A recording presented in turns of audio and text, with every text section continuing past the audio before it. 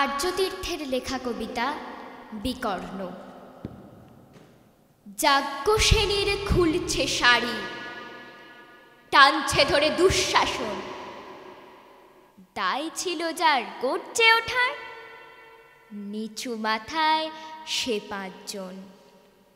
দুর্যোধনের নগ্ন উরু, ইঙ্গিতে তার ধর্ষকাম। হস্তিনাপুর দেখছে বসে, ধ্বস্ত হতে তার সুনাম। অন্ধ রাজা সিংহাসনে, আর্ত চেঁচান বউ মাতার। নিজের দলের নির্যাতনে সব রাজা হন নির্বিকার। কর্ণ বসে হাসছে হা হা, রাজার দলের লোক তো সে। শর্তবিহীন সমর্থনে তাব তারাম সুখ বসে। ভীষ্ম, দ্রোণ, কৃপ নীরব, সরকারি লোক হাজার হোক, রাজার কথাই তোমার কথা, তুমি যখন রাজার লোক। খল শকুনে দেখছে সবই, বস্তুত সে ধ্বংস চায়। ঘরের মাটি লাল হয়ে যাক, দেশ বিভাগের যন্ত্রণায়।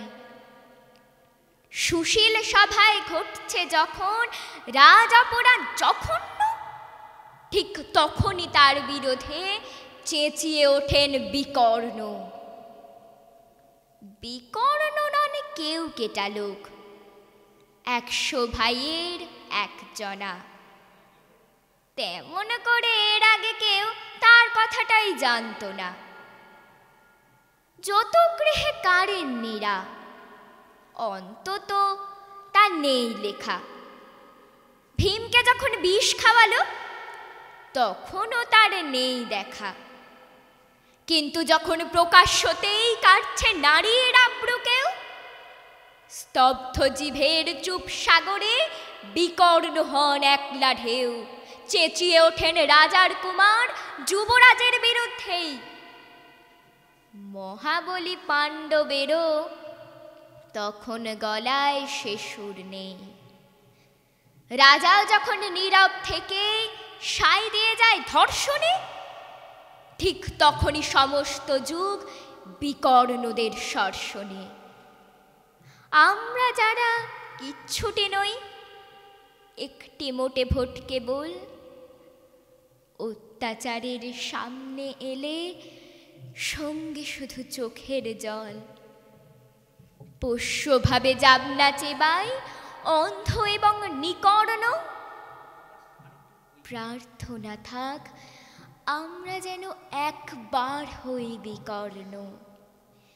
মরার আগে হতেই হবে রাজার সভায় বিকর্ণ। নমস্কার।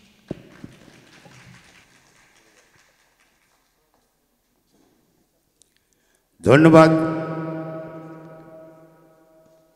কীর্তিশা মণ্ডল বাচিক শিল্পী, তার বাচিক কীর্তি দেখিয়ে গেল।